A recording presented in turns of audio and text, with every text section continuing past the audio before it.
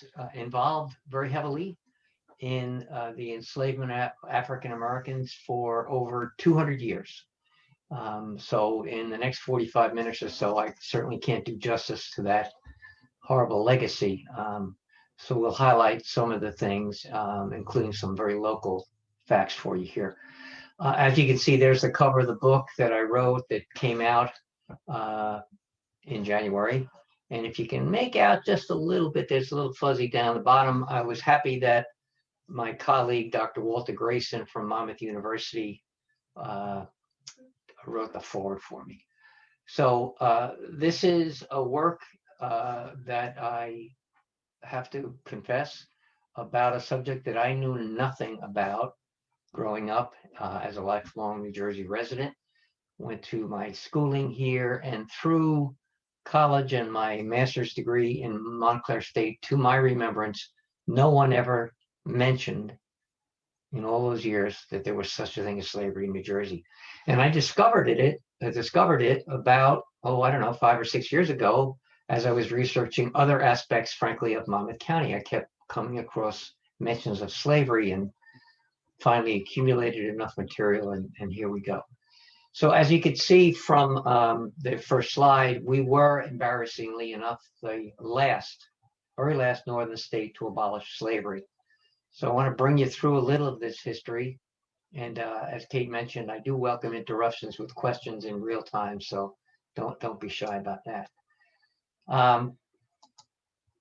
Let me highlight here something that I think you're all familiar with.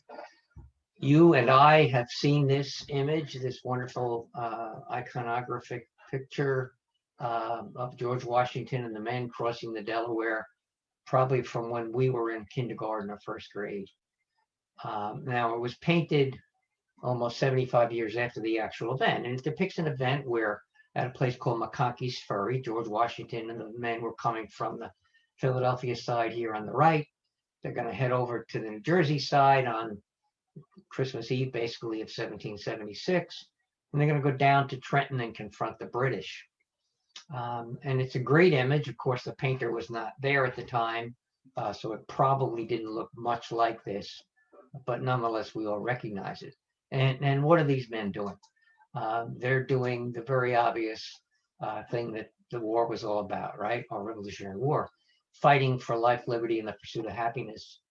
And my question tonight, and that I pose in the book, is that's great, but whose life, liberty, and pursuit of happiness? And the short answer is white men who owned land, because that's who led the revolution. Certainly not all the foot soldiers, if you will, but it was primarily a white endeavor to break away, as you know, from Great Britain.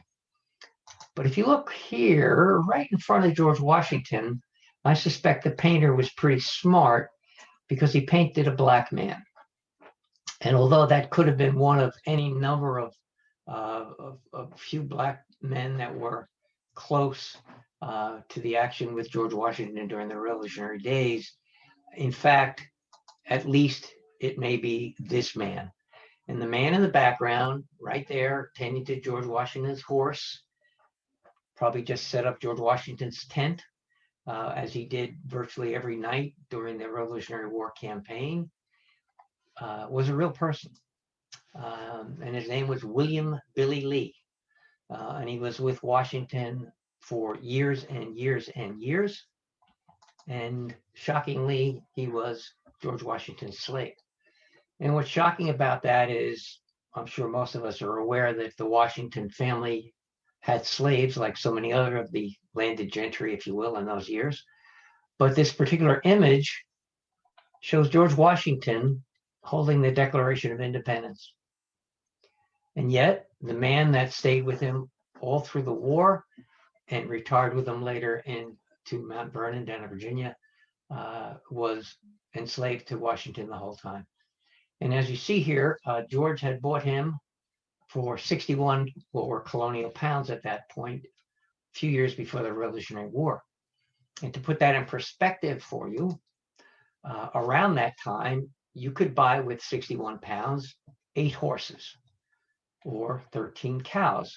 Or if you were a shipwright or a carpenter or a blacksmith, let's say, would take you the better part of 2 years to earn that kind of money. And I use these examples because that's how white slaveholders thought of African Americans. They were chattel, property, and not fully thought of as human beings, even as high as a man that we all revere as the father of our country. As I mentioned, Billy Lee was with Washington through the entirety of the Revolution and afterwards. And as I hope you know, New Jersey saw more Revolutionary War action. Washington spent more time in New Jersey during those 7 years than almost anywhere else. We're frequently called the cockpit of the Revolution. And yet, through all of that, 15 years by the time the Revolution ends, that Washington had owned Billy Lee. At the end of the war, when Billy Lee had fallen in love with a woman named Margaret Thomas, and he asked George Washington's permission to marry her and to bring her with him down to Washington's retirement home in Mount Vernon, Washington thought about it. And it's astounding to me that after all this intimacy, where the man took care of him, cooked his meals, relayed messages, was basically his best friend, but he was owned by him, obviously, that George Washington would even hesitate for a second. But that was the way people thought in those days. Now, the folks at Mount Vernon on their website say that there's no record that this woman ever showed up with Billy Lee. There's plenty of records of Billy Lee down there because he stayed there for his entire life after the war and was quite famous. People would frequently come to ask for the man who was at George's side during the Revolution. So it suggested that maybe the woman died before he ever had a chance to bring her there. You should know from this image too, also obviously made up, that the Washingtons were massive slaveholders. And although this image makes them look very benign, well rested, well, lubricated and refreshed and fed and clothed slaves, it probably was nothing like that. Which is not to say that Washington, Martha, and George didn't treat individual slaves well, particularly Billy Lee, but at the same time, the vast majority of the slaves that they owned were subject to the brutality of slavery like they were everywhere. I was shocked to see that there were almost over 300 slaves down in Mount Vernon by the time the former president died. And when he died, in his last will and testament, he only saw fit to manumit one man, and that was Billy Lee. There's another image here. You can see Martha. There's Billy Lee in the background. These two kids are adopted children of George. They're actually Martha Washington's natural grandchildren because she'd been married to a guy named Daniel Custis, her first marriage. He died, of course. And the children of one of those sons came to her, and George Washington adopted them. And there they are. But Billy Lee is always in early images in the background. Now, Martha Custis, interestingly enough, brought what were called dower slaves, 84 slaves that she had had as part of her first marriage into the second marriage with George Washington. So the truth is, he couldn't have freed these slaves by law. They weren't his, they were her dower slaves. Nonetheless, the remainder of 200 odd slaves, he saw fit only to free Billy Lee. And it's just the kind of way that people thought. Special people got special privileges like Billy Lee, but the vast majority of slaves were just not treated well at all. Martha was no charmer either. At her death in the early years of the 19th century, she only saw fit in her will to free one of her slaves. Another one of her slaves in a very famous incident, a woman named Oni Judge, ran away, and Martha and George, when he was alive, pursued her for years to try to bring this woman back into slavery. She refused and escaped to New Hampshire. And one of the rationales that George Washington said when one of his agents found her was, "I'm not going to negotiate with her because it'll give a bad example to other slaves." In other words, if he brought her back somehow, and rewarded her with her manumission, which is what she requested, it would set a precedent. So just a horrible way for people to think. This is particularly egregious, this kind of quote. There's a young, very young, obviously, Martha Washington, probably in her first marriage years. And she believed in that statement. And the audacity of that, to think that enslaved people would be grateful for what? That you might have been kind to them at one point or another. They were always trying to run away and do the right thing for themselves. And that was looked upon by slaveholders like the Washingtons as ingratitude. But it was an attitude that ran not only in people like this, but throughout our New Jersey history with other slaveholders. So we're going to talk about another fairly famous slaveholder. You may not recognize this early picture of him, but that is, in fact, William Penn. And although we all know William Penn as this benevolent Quaker, we think, who was kind to the Indians and all of this stuff, as a matter of fact, he was also a slaveholder. And his slaveholding has a connection with Monmouth County, believe it or not. But you may not know, nor did I, that not only did he found Philadelphia in the state of Pennsylvania, then a colony, of course, he was part of a syndicate that in two separate purchases, Quakers, mostly Quaker men, bought both East Jersey and then West Jersey, which is what our state was originally made up of, two provinces. And William Penn owned all of New Jersey at one point. But it turns out that a man named Lewis Morris, who owned quite a huge plantation and an iron mill in Tinton Falls, had a slave named Yaff that he had brought up with him from Barbados, where he had a sugar plantation. When Lewis Morris came up to Tinton Falls with about 60 of his enslaved men, probably some women too, from his sugar plantations to take over this ironworks, his personal servant, so-called, but he was a slave, was Yaff. And in his final will in 1691, Lewis Morris bequeaths Yaff to William Penn. Now, the backstory there is that William Penn, after he founded Philadelphia and set up the colony, because he was a Quaker businessman, went back to London. And Lewis Morris, a family friend, tried to induce him back to the colonies here. And in his will, he said, "I'll give you my man Yaff if you come back." Lewis Morris, it turns out, never lived to see that. He died a year later. But in fact, William Penn did come back in 1699, at which point Lewis Morris's nephew, named after him, called Lewis Morris, presents Yaff, this enslaved man, to William Penn. And Yaff went to Philadelphia and spent a number of years there, enslaved to William Penn. Was probably up at what is called Pennsbury Manor up on the Delaware River, which was kind of William Penn's country home. And then we have a letter in 1703 from London that William Penn writes back to his secretary, a guy named James Logan in Philly, saying, "Yaff is over here with me, and I'm going to free him because he's been faithful to me for 4 years." And in the letter, he goes on to say that he loved Yaff because he was a very faithful servant, he called him. But he was a good farmer. He was a good husbandman, which meant he was good with animals. And that he was currently, at the writing of the letter in 1703, down in a little town called Deal, which is the mouth of the Thames River, which is where our Deal has been named.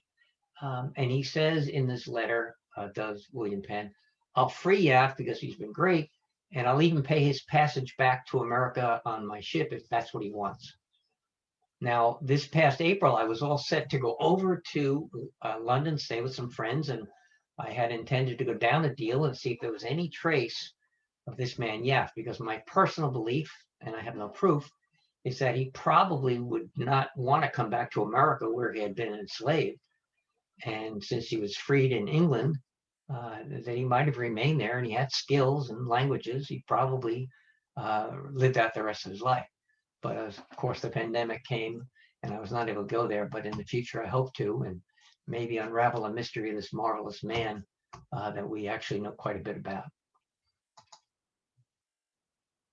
As I mentioned, he was with him for at least 4 years, and best calculation is Yaffe was probably in his late 50s by 1703, having been enslaved in Barbados and then Tinton Falls and now London. So he knew a lot of the founding members of our country, and I think probably was a clever enough guy to have started a new life for himself over there, but that remains to be seen. So those are some kind of famous people I wanted to set the table with, but I didn't tell you quite where and when slavery actually began in New Jersey. And it began quite early with Dutch people. You might recall that the Dutch owned New York and then part of New Jersey too, early in the 17th century. And while they operated out of the lower part of what we now call Manhattan, which they called New Amsterdam, they were interested in colonization across the river into what is now New Jersey. And so they offered men who they called Dutch patroons, think of the word patron, early in the 17th century, 16-mile long swaths of land if they would go over to the Jersey side, which they called Achterkal, over the hill, and establish these farming communities. And in order to encourage that, the Dutch West India Company were providing slaves to these men. So very early on in a place called Bergen Neck, slavery gets a foothold in New Jersey. Now, to put that in perspective today, here on the right side of the map, that's the Battery down in what we now know as New York. They call this what we call the Hudson River. They call the North River. And Bergen Neck was this piece of land which today makes up Jersey City and Bayonne. And right here in this little area, Bergen was the first original township that the Dutch set up in what was then Bergen County, now Hudson County. And that little square, I didn't know it at the time, was about 3 blocks from where I went to college at St. Peter's in Jersey City. So that's where slavery got its initial hold in New Jersey. You might recall that by the mid-century, around 1664, the English come in and they take over from the Dutch. And these two men, who you know by name certainly, are Berkeley and Carteret. And when the English take over from the Dutch, Berkeley and Carteret issue what is considered the founding document of New Jersey. It's called the Concession and Agreement of the Lords Proprietors. And in that agreement, in order to foster colonization from England, they gave out 150 acres for every white man or woman that you would bring with you, 150 acres for every white servant, and as you see here, 75 acres per slave. So baked into our original founding document in New Jersey is slavery. And what are they responding to? Well, they're responding to their patron, the Duke of York. Of course, they named what had been New Netherlands and New Amsterdam, New York. And here, a few years earlier, is the corporate seal of a company called the Royal African Company, that the Duke of York was the founder and the principal stockholder. And this company's raison d'etre was to have English ships go down the coast of Africa to trade in precious metals and goods and people, and bring these enslaved people to the New World, originally into the Caribbean, and then as time went on, up into the 13 original colonies. In fact, if you look at the corporate seal of the Royal African Company, you see 2 black men here and an elephant. And that company operated for the better part of 80 years and eventually started bringing slaves into Perth Amboy, right here in New Jersey. Now, another phenomenon of this time was that originally, as the European powers established themselves in the Caribbean and took over all the Caribbean islands, they started with white indentured servants to farm. And they didn't have enough of them. So slavery, African slaves are brought in tremendous numbers, including, as I mentioned, from Barbados. Barbados, which was originally tobacco farming and then sugar, which became a huge quantity of a huge, I would guess, engine of commerce.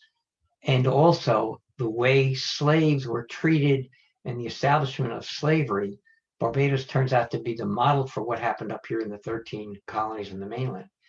As a matter of fact, if you look here on this old map, between the Passaic and Hackensack rivers, this neck of land, if you crane your neck a little, they call that New Barbados, because English colonists came up and established those areas, Kearney and places like that today with slavery. Here's an image from Barbados. You can see these Quakers, yes, indeed, Quakers, holding this man tobacco leaves. You can see the slaves in the background. I'll mention that Quakers in the early days were like everybody else who was in business. They weren't abolitionists early in the 17th century.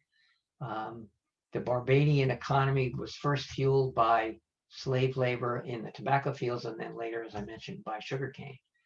And as you already know, one of the men, Lewis Morris, came up with his 60 slaves from Barbados into Tinton Falls in the mid-1670s.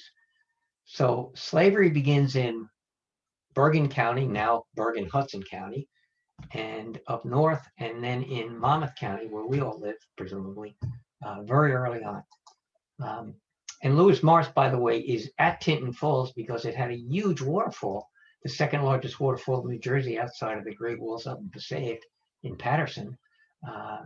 And he needed that to have his slaves run his gigantic water wheels to grind the grain he was growing and everything else, so that he could take the crops and the goods that they were producing and ship them up to New York. So very early on, before the turn of the century, we have hundreds of slaves being taken into New Jersey, and now slavery is officially established. Didn't take too long for the state of New Jersey to have lots of slaves. So for instance, here in the very early census of 1737, you can see on the left, we didn't even have our 21 counties yet. The white population of our state that year was about 43,500 people. And Negroes and other slaves, and those would be Indians, by the way, Lenape Indians mostly, numbered about 4,000. That represents about 8%. So within, a short 50, 60 years of the introduction of slavery, slaves are a substantial part of the population. And this causes great concern among the white slaveholders.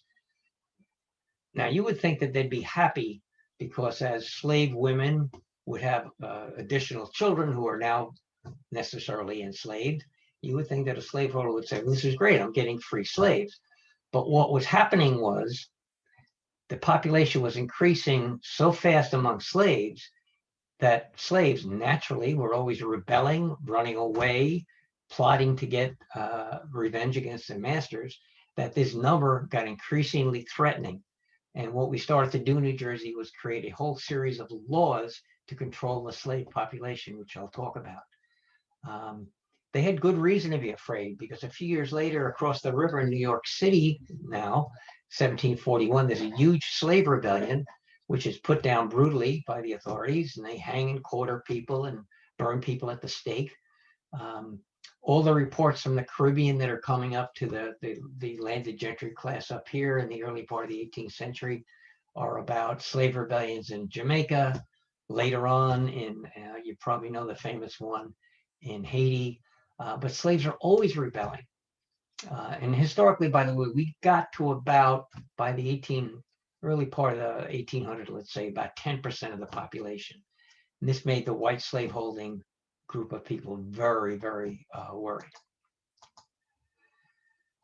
So New Jersey had slavery entrenched not only over here in what was then East Jersey, but also in West Jersey. And it started very early over there too, with Quakers. And actually a man who knew William Penn very well, a guy named William Trent, was a trader, a very successful businessman, traded in goods and people into the Caribbean to bring up to his Philadelphia estate. And then by 1719, when he had accumulated his fortune, he decided to build a country estate on the what would have been the east side of the Delaware River. And he built this house right here. And he called this area Trent's Town, okay, at what was then called the Falls of the Delaware in West Jersey. And Of course, that eventuated into Trenton over the years. And he had slaves, William Trent, when he came over, and he used them for his own. This is a picture of an old mill that he bought and had slaves work at a place called Assunpunk Creek, a little bit north of Trenton. So slavery was established over on that side of our state too. Now, William Trent dies in the 1720s, and that's where our friend, the nephew, Lewis Morris, comes into play. Because Lewis Morris rises up through the ranks of politics in New Jersey in the early part of the 18th century, and he becomes the first royal colonial governor of New Jersey. He's appointed by the Queen to be the governor. He's living in Tinton Falls on about 6,000 acres with plenty of slaves, probably at least 100. And he decides he's going to move his new government after a few years over to Trentstown, but he's got a problem. And the problem is Isabella, his wife, who said, I'll move over there, but what are we going to do with the slaves that we need?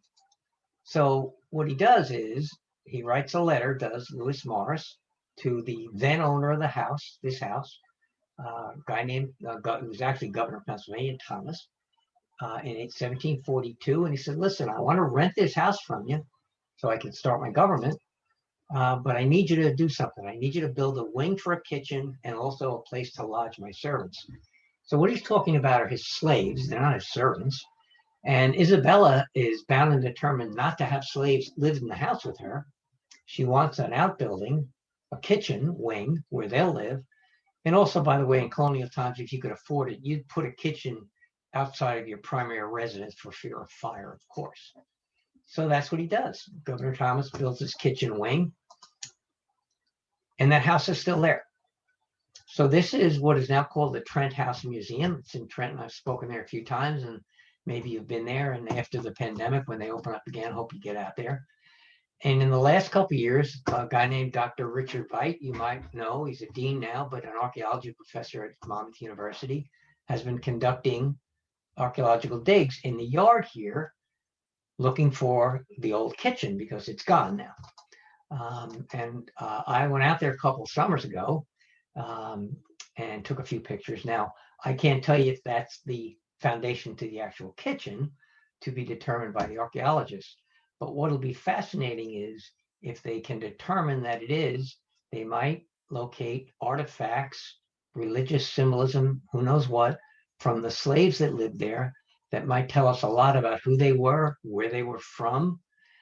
It's a little late in the game by 1742 for any of those slaves to have been originally born in Barbados, but it's possible. But we certainly might learn a lot because slaves are always leaving things in nooks and crannies in places they lived. So that'll be an ongoing fascinating thing to find out over the next few years. Very famous New Jersey locale over in the west side of our state, Princeton, also has a sordid history with slavery. Turns out William Penn again is involved. He sells a guy named Richard Stockton from a family you know very well, probably, in New Jersey history, huge acres in the early part of the 18th century. Stockton develops this with slave labor, and he builds his family fortune on the backs of these slaves. And in a somewhat later map here of it, this is Nassau Street, you probably know, in Princeton. Right here is where Princeton University is, which was founded by Richard Stockton's son, John. And this guy is the original Richard Stockton's grandson, man named Richard Stockton. It's an interesting character. This guy is the man who built what is called Morven, and Morven is right here down the road from the university. I've been there, and maybe you have too. For some time, it was actually the governor's mansion in New Jersey. And to their credit, current Morven has done a really good job revealing and talking about the slaves that worked on this huge estate. It was a farm like everywhere else in those days. What's interesting about Richard Morris, the grandson, is not only was he a slaveholder, but he was one of the at least 38 signers of the Declaration of Independence at the beginning of the founding of our country who were slaveholders. Not uncommon for these wealthy gentlemen in those days to own slaves. And the juxtaposition of the wonderful language of the Declaration of Independence, penned by Thomas Jefferson, all men are created equal, and yet they were, a lot of them, slaveholders, is kind of interesting. Richard Morris, or I should say, Richard Stockton here pictured, fights against the British in the Revolutionary War. He gets captured, he becomes a POW, and he dies in 1781 in prison. And here's where the Stockton family story gets really, really interesting. His wife, the former Annis Boudinot, you can tell of French extraction, but an American, inherits Morven and all the slaves. And then she does something really, really, really remarkable that I'll let you read.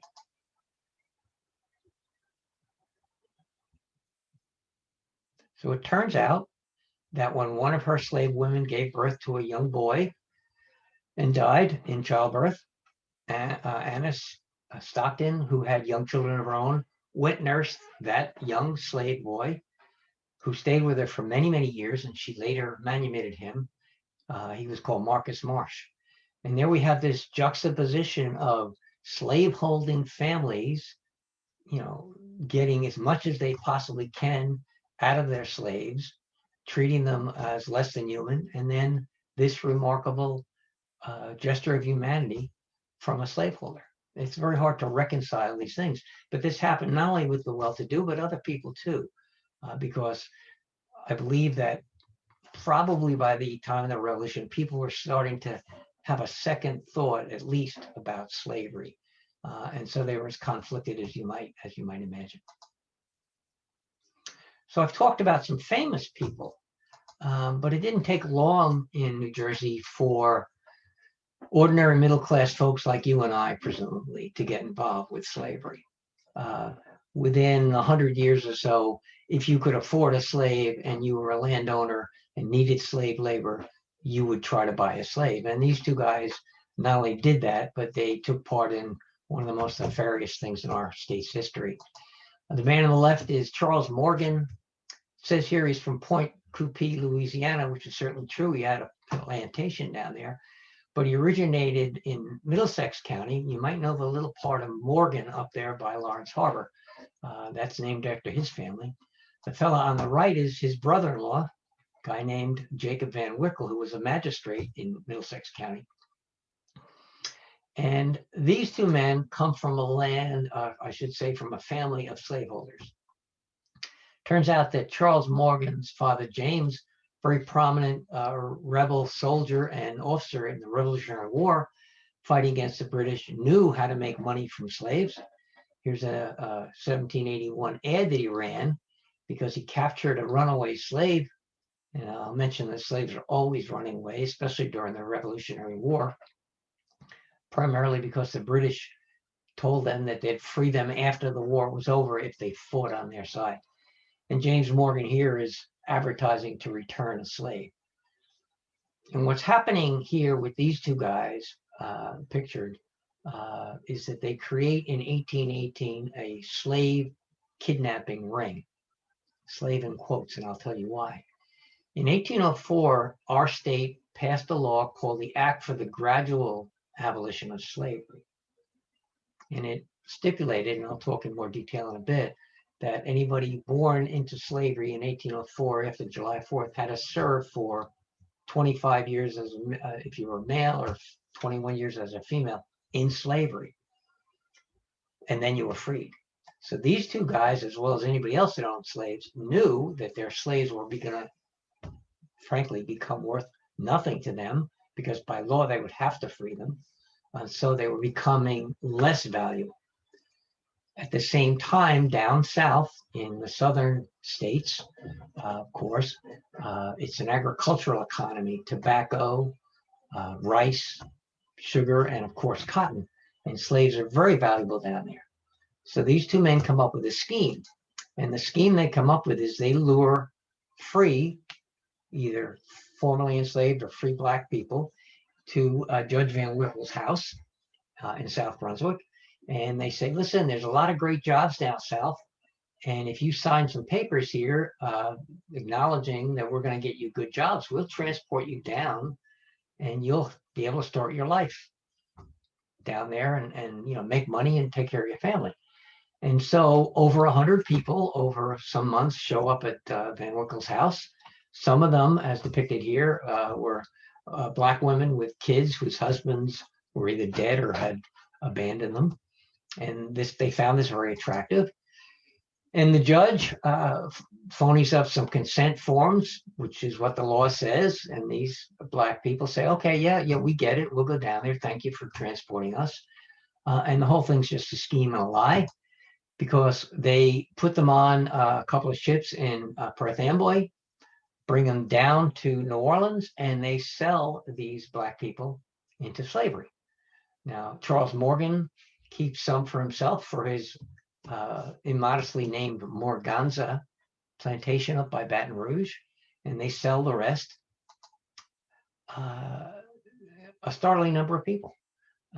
They call them free Negroes. And by the way, these people were advertised as highly valuable because New Jersey Negroes were considered very good agricultural hands. So they became very, very valuable. And so these men made a lot of money selling these free people into slavery.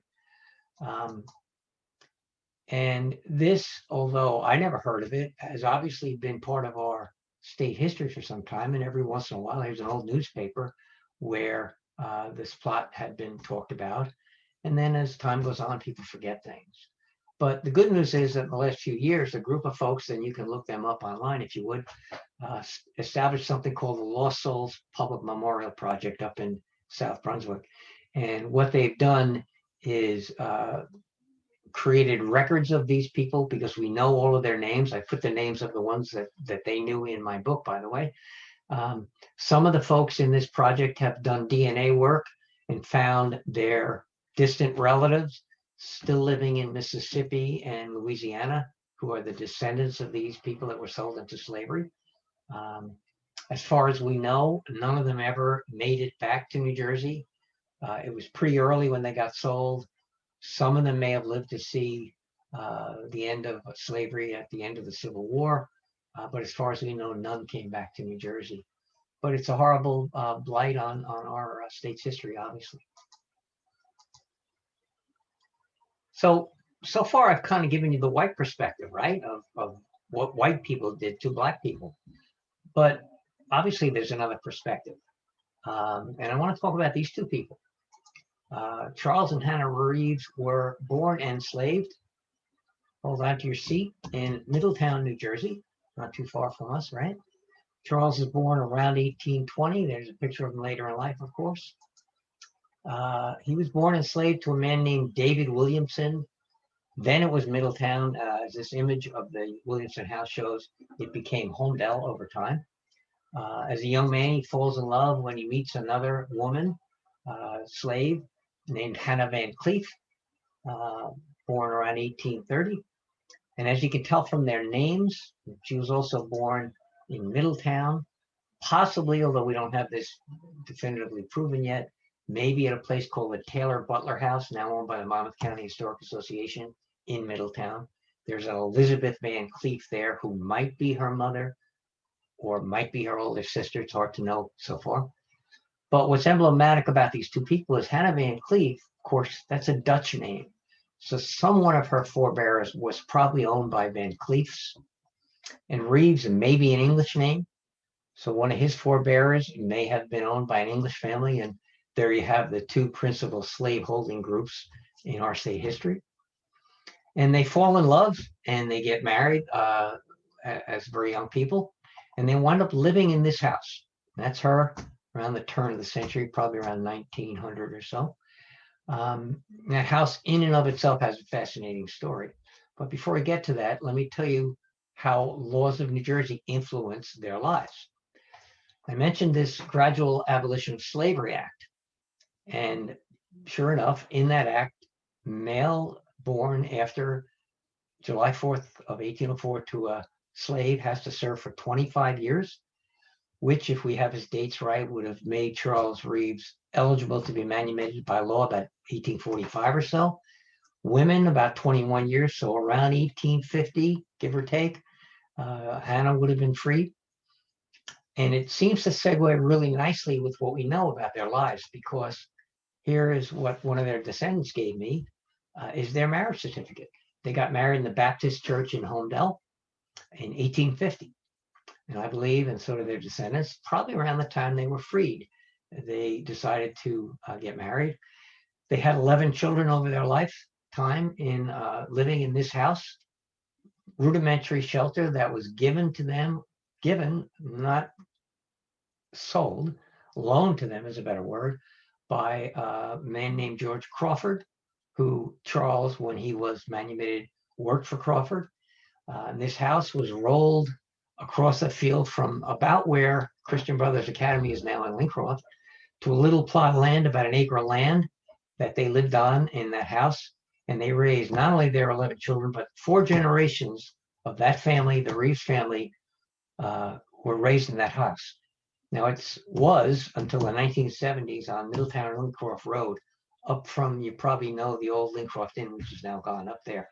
And I must have, because I grew up in Middletown too, I must have driven by their house a million times without once suspecting, if I even noticed it, that it had anything to do with slavery. But that's where they raised their family. They became very noteworthy citizens. He was well respected, Charles. He farmed for other men the rest of his life. Their early histories in Lincroft, where they're both written about, she was well known in town for her baking skills. They were also very well known because every Sunday in the early days, they would walk from Lincroft, where they lived, up Newman Springs Road to Red Bank to go to church, Baptist church up there. And later on took their kids on a horse and wagon to church. So they were very early, well-known citizens of Lincroft, which, as I think you know, is part of Middletown now. But another law very much influenced their lives. And by the way, the next 4 generations of this family did quite well, which I'll tell you about. The other law that influenced the Reeves family was a federal law called the Fugitive Slave Law. It's the second one, actually, but the one that we're talking about here was in 1850. And it was a law that the Southern folks, the congressmen and senators in Washington pushed through because so many of their slaves were running away to get up north and try to get to Canada or wherever they could via the Underground Railroad. And this law was passed that held that anybody up here in the north, or anywhere for that matter, but New Jersey especially, who aided and abetted runaway slaves or sheltered them was subject to severe penalties. By law, by federal law, they had to return them to the people that they ran away from. They could be jailed or fined severely if they didn't. And this created, as you may have seen in the movie 12 Years a Slave, or maybe the movie about Harriet Tubman a few years ago, slave catchers who came up north, and they weren't particularly interested in whether you were a free or a enslaved Black person. If they could capture you and bring you back south, they would get a reward. And so these slave catchers up here, especially in New Jersey, terrified everybody, including the good white abolitionists who were trying to help these folks. And where this influences the Reeves family and many others close by is the following. In 1850, James Crawford, the son of George, sells to 14 Black men a 3-acre plot of land in what is now Lincroft as a cemetery. And we call it today the Cedar View Cemetery. If you know this area, it's up next to St. Leo, the great church there. And I think they bought that for a very good reason, because they commenced the sale by this property within a few months of this law. And I think part of the motivation might have been that they know, as Black men, that if they can own property and have property deed, they have one way at least to prove that they're not runaway slaves. And that's what we find that Charles Reeves does. He buys that piece of this property. As you can see, it's broken up into 24 separate plots. So these, by the way, are about 38 feet by 100 feet each one. And I think it gives him an insulation, a little bit of safety for him and his family, as the other folks that bought plots, to show that they were landowners and therefore couldn't be slaves. And as a matter of fact, there is the Charles Reeves family plot today. I'm part of a committee of folks that are restoring it and trying to get some historical recognition for it. And in fact, that's Charles' gravestone and that's Hannah's gravestone, put up later by their son. You can see it's a more modern stone. And there's about 14 of their relatives buried here in the way back of the cemetery in Lincroft. They have more family grave sites in that area than any of the other plots. So not only were they obviously religious about revering their dead and interring them properly, they also took good care to make sure that everybody had a final resting place. Now, how do I know these things? Well, I know these things because of this wonderful woman, my late friend, Mae Edwards. I dedicated this book to her because in the last year of her life, when I was fortunate enough to meet her, she told me not only all about her family, but all of the slave history of Monmouth County and certainly Middletown, where she was raised, in that house that I showed you, by the way, that I had never been aware of. Mae Edwards was a surgical nurse at Riverview Hospital in Red Bank for her career for 40 years. Her husband was a local businessman in Middletown.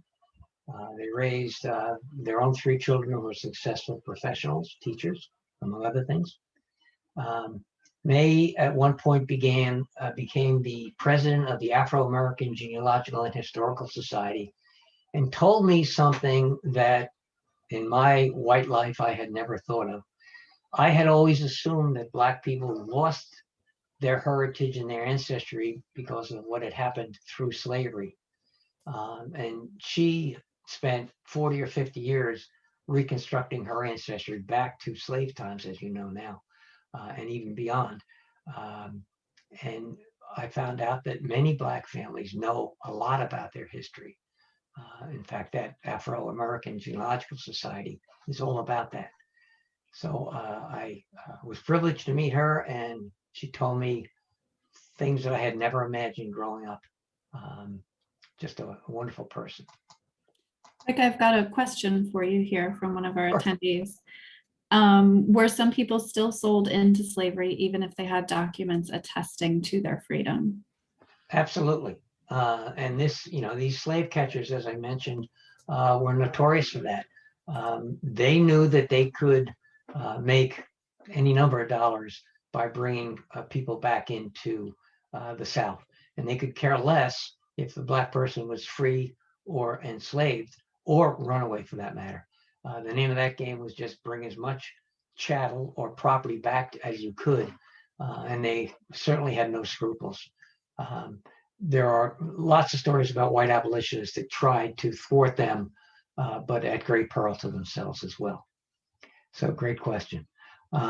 This is one of a series of famous images you can see online about runaways. And you notice here, the man is running away literally with the clothes on his back and maybe a satchel full of clothes to get as far north as he could to freedom.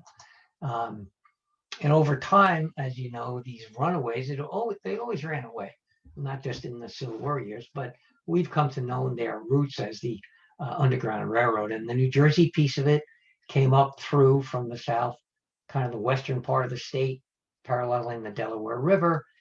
They would try to get over here to the Princeton Trenton area, the narrow part of New Jersey, transit over if they could get to Staten Island and then to New York City. And by the way, they went through Jersey City too, if they could. Then they could get upriver, maybe the Hudson River to Canada and freedom. And of course, and I highlighted in my book, the most famous, probably, Underground Railroad conductor of all, the woman that we all know as Harriet Tubman, who turns out wasn't her real name. Turns out that her name was Minty Ross, but during her lifetime, she took her mother's first name, Harriet, and had married a man named Tubman, her first husband. And so she became known to us as Harriet Tubman. But she actually wasn't born in New Jersey, although she's got a long and a great history in New Jersey. She was born enslaved in Maryland and escaped before she was, 30 years old to Philadelphia, which was then kind of the hotbed of the Underground Railroad on that side of the river. She did work at one point as probably a maid, we think, in Cape May in a hotel down there. But as you probably know, begins this wonderful life of originally trying to go back to get her husband free after she got to Philadelphia. But when she gets back to the Maryland plantation where he was enslaved, she finds to her horror that he had remarried, thinking she was gone and dead. And so she takes her parents up, and then she goes back continually for years to bring other escaped slaves. We think as many as 75 or so that she brought to freedom. She gets involved in the early years of the Civil War as a spy. She infiltrates into Confederate camps because she's 5 foot tall, if she was that, hardly the profile of a spy, and brings back to the Union side all kinds of intelligence that she could gather. She gets armed and she forces slaves who were otherwise reluctant to come up north. And after the war, when abolition is finally declared, she moves up to a place called Auburn in New York State, remarries, but she doesn't stop. She gets involved after the war, now that slavery is abolished, in the very early women's right to vote movement. She establishes a home for elderly former slaves, someplace where they can live up there. And eventually she dies. She has to petition the government, by the way, for her rightly due Civil War pension because she acted as a Civil War participant. They say no originally, but then eventually she does get her pension. And if we're lucky, maybe this will happen. Because as I think there was a movement 5 years ago or so to put her on the $20 bill. And now with a new administration in Washington, there's some noise that maybe we'll do that. And certainly that would be apropos to, and probably the very least we could do for such a famous person as Harriet Tubman. So kind of finishing up here, how did New Jersey, after 200 and odd years, approach abolition? Here's my answer.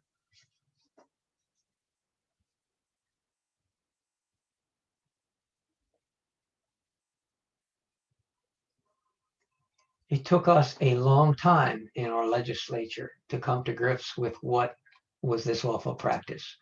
As I mentioned, there were laws after laws after laws for years, including this one as early as 1714, when slavery's, quite young, probably 60, 70 years into this practice.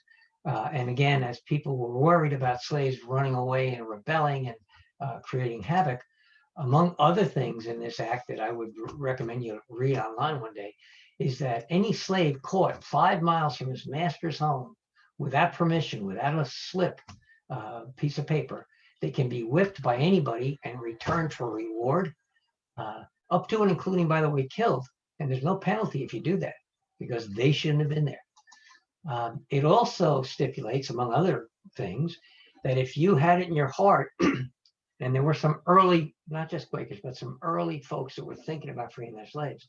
And if you thought you wanted to do that, this law said you had to provide 200 pounds to the government initially, and then another 20 pounds every year that enslaved person, now freed, lives.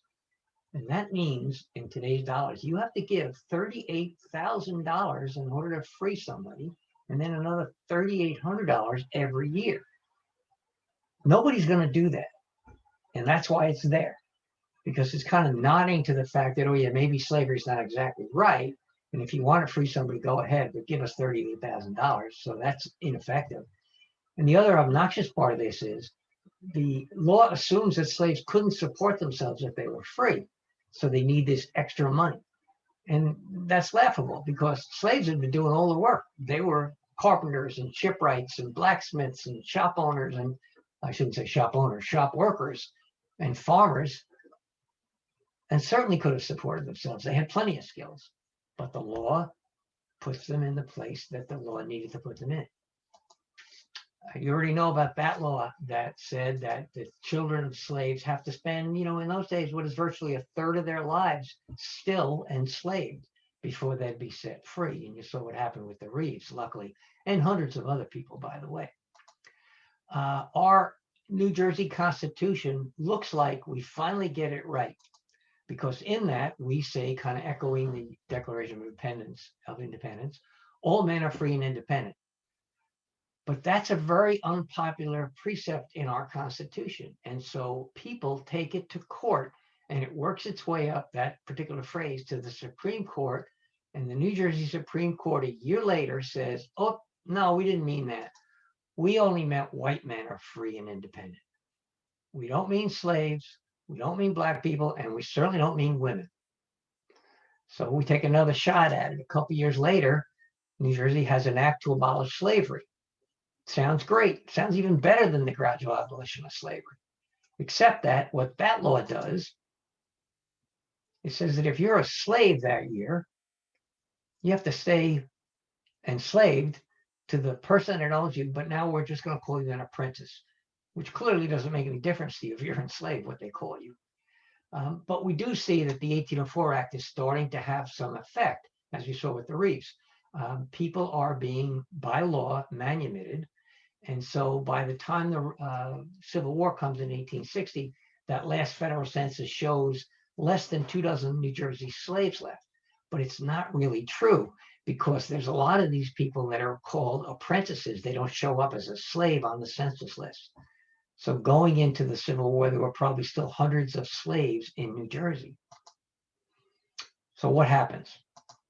So not only were we late in the game, we were also the only northern state to vote against Abraham Lincoln. Both times he ran.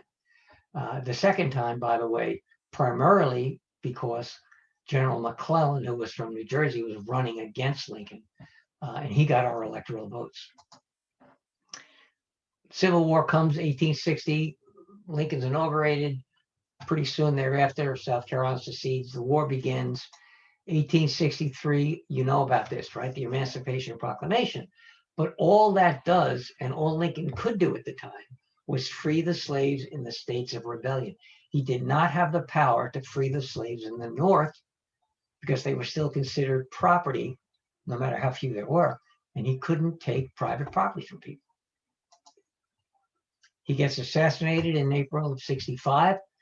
The war is over shortly afterwards, and the 13th Amendment to abolish slavery once and for all in the United States is ratified by the requisite 75% of states, which would have been 27 then, and it abolishes slavery. Well, guess what? We didn't want to go along with it. When it had already been a fait accompli, New Jersey kind of said, oh, shucks, we'll go along with it. And in January of 1866, we become the last of the northern states to ratify that amendment. It's disgraceful. Another 150 years go by before we officially apologize as a state for our role in slavery. 200 years of slavery in New Jersey takes us another 150 years to say that we're sorry. But you might notice, and this is just an excerpt, but if you read the entirety of this apology, you'll find that it's missing something. And what it's missing is there's nothing in there that talks about reparations. Reparations is based on the word repair. And so there will be some repair talk, I'm sure, in the next few years in this country everywhere about how do we make up for this horrible legacy of slavery. And that will be interesting to watch. It's already kind of started. You're probably aware of what's happening in Georgetown University in Washington, D.C. But here, luckily enough, at the Princeton Theological Seminary, which is not part of the university, by the way, they have come up with a plan to grant scholarships and grants to the descendants of some of their former enslaved people. So that's a start, and we'll see what else happens in the next few years. So the last thing before I open it up to general questions is that I am part of, happy to say, the New Jersey effort. We're creating, originally started in New York, something called a Slavery Records Index. Here's the URL. You could look it up online. And it's a database, free database that'll be posted.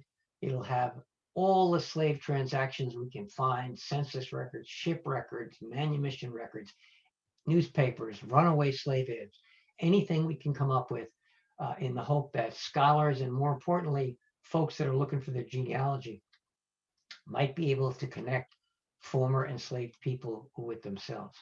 So if anyone here tonight knows of anybody that knows any of the databases or information, certainly get a hold of me. I'd appreciate that. This, by the way, started in New York. It's now expanded. We're doing New Jersey, sponsored by Monmouth University, by the way. And we're all the other New England states have taken part too. So eventually this multi-year project will have just a tremendous amount of data in it. So with that, I will, Kate, thank you. Open up, if you want, the mics to whomever has a question.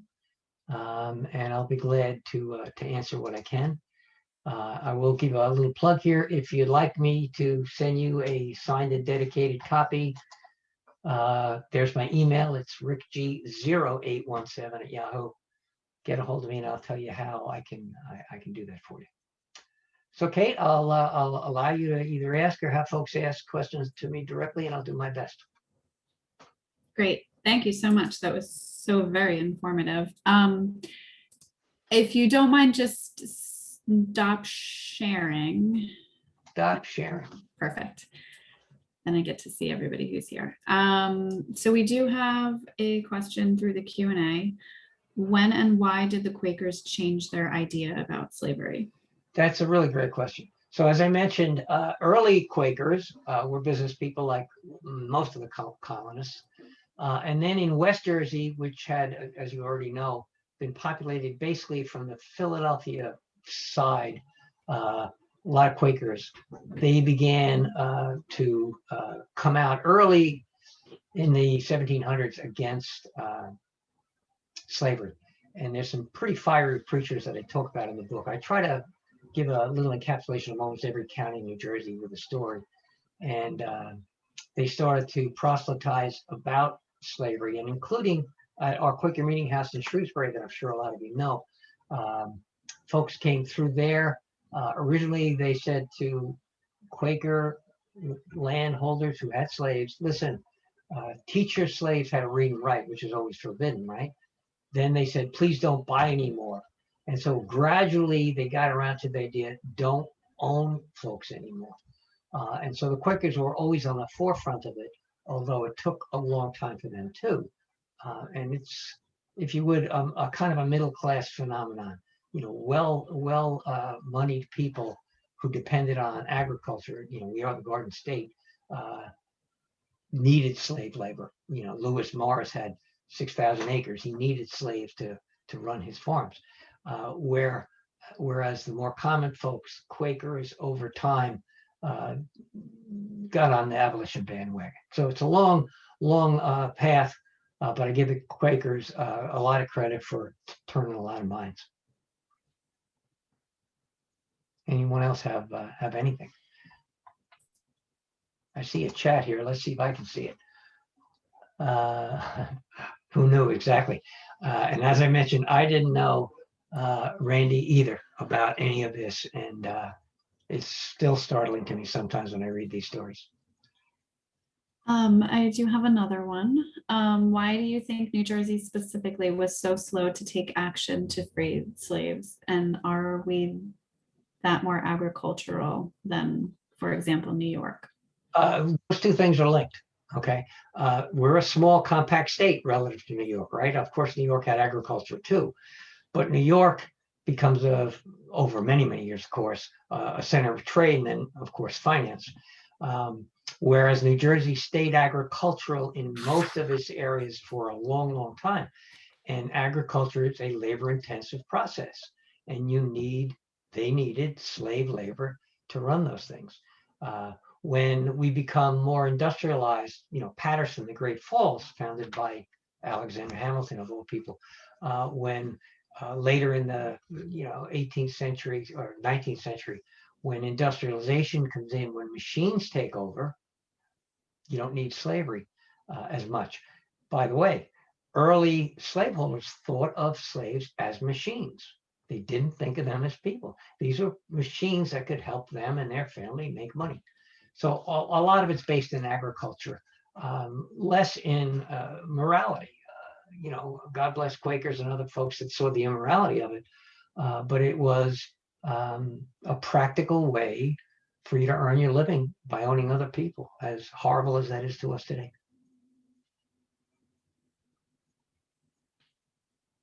Anyone else have any comments?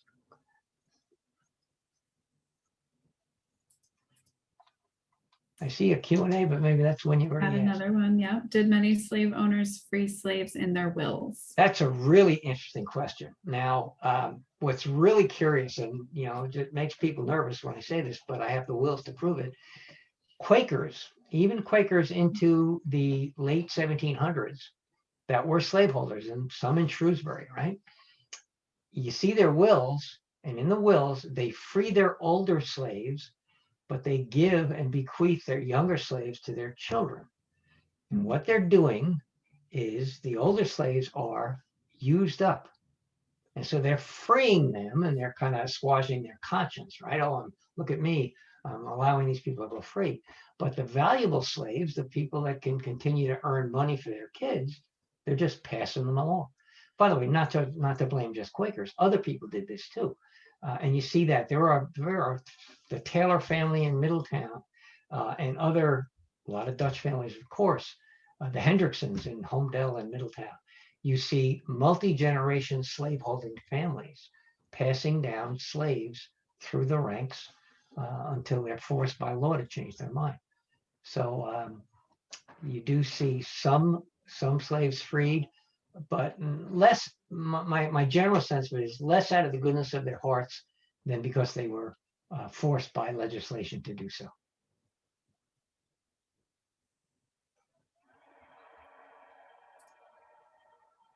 Got another one. And then there is also a comment in the chat. When people freed slaves in their will, did they have to provide the financial payments required? Another great question. And it's a mixed bag. They didn't have to. If you were not forced by law, if you wanted to free a slave, occasionally you'll see where they give them a stipend, a couple of bucks, right? Whatever, because they valued some particular slave so much, and they felt that they would give them a kind of a jump start. More often than not, they were just freed, and people felt that was enough. We had what were called overseers of the poor, and there are records of overseers of the poor, which it's the public dole where people would have to be taken care of, white, black, or anyone else for that matter. And that law that I mentioned before, where if you manumitted a slave, you had to give money by that law, which, by the way, was repealed by the turn of the 18th century, 19th, sorry. You were on your own, basically, unless you were somehow other provided for. That brings up another interesting point. When somebody like Charles Reeves was freed, what did he do? He was a farmer. He had worked as an enslaved farmer, so he just went and worked for other farmers. I mean, that was a skill he had. Others who were blacksmiths could work maybe independently if they were lucky to set up a blacksmith shop. But it's a real mixed bag. And I might say there's no simple answers. It's not, black and white advisedly on any of this stuff. There's all in between. What I didn't mention tonight, but is very, very prominent in our records, is there were Lenape slaves too, Native Americans who were enslaved. By the way, there were Native Americans who enslaved Black people. There were Native Americans who married Black people, free and enslaved. There were, horrible to think about, freed Black people who owned slaves. So, I mean, it's a mixed bag all over. And it's not as simple as I tried to make it here in 45 minutes, of course. But thank you. Nothing is. And the comment in the chat, in recent years, I thought I read about the cemetery next to St. Leo's was in disarray. Seems it's been worked on. Yeah, and I'm happy to say that that's Mae Edwards, my friend, who I dedicated the book to. That's her work. She was in the early 90s. She knew she had relatives there. She lived, less than a mile away. And she and her son, Edwin, who I know now very well, went in there when he was a kid and they cleaned up their little family plot.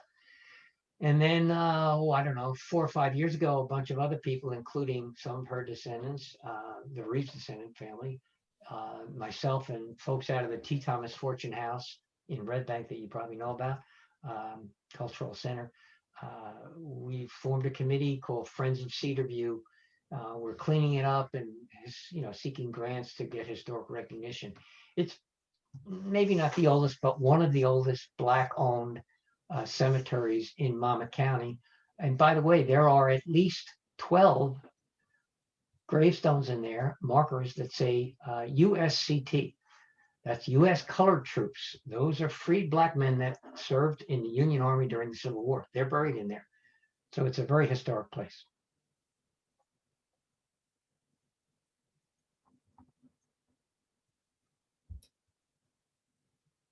Anybody else? So thank you, Kate, for putting the audience together, and thank you all for spending what turned out to be a pretty nice spring evening, right, here with me. Again, if you want to get a hold of a copy of the book and I'd sign it and mail it to you. Kate, if you just maybe send out my email to everybody while they're still online, so they have that, that would be great. Yeah, and by the way, not just for book inquiries, but if you want to know anything else, I included in the book 12 pages of bibliography. There have been wonderful Black and white scholars that have been writing about this topic for a long time, and how I missed them growing up, I don't know.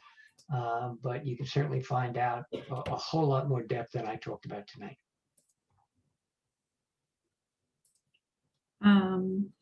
Okay, I just sent your email out in the chat. And thank you on behalf of the library for giving us another great presentation. By the way, when's the library going to open up, Kate? We need people to know. Hopefully as soon as possible. We do not have a date yet. You all are privileged. It's a great library. My friend Janice Grace runs the history department there. A lot of great knowledge throughout the staff there, and I'm a big library fan, obviously. So get back as quickly. We are offering curbside, and we have a lot of virtual resources. So. And what's your website? Is it as easy as I think it is? Long Branch. Oh my God. I think it's public. I think it is public. Long Branch Public Library. No, longbranchlib.org. Oh, sorry. Longbranchlib.org. Yes. But you can find it. It's easy enough. After 8 o'clock, my brain sort of. Trust me, we know, and I know too. So thanks, everyone. Love to hear from you if you have anything good to say about anything. Kate, thank you very much for everything. Thank you. Talk to you later. Night. You too. Bye-bye.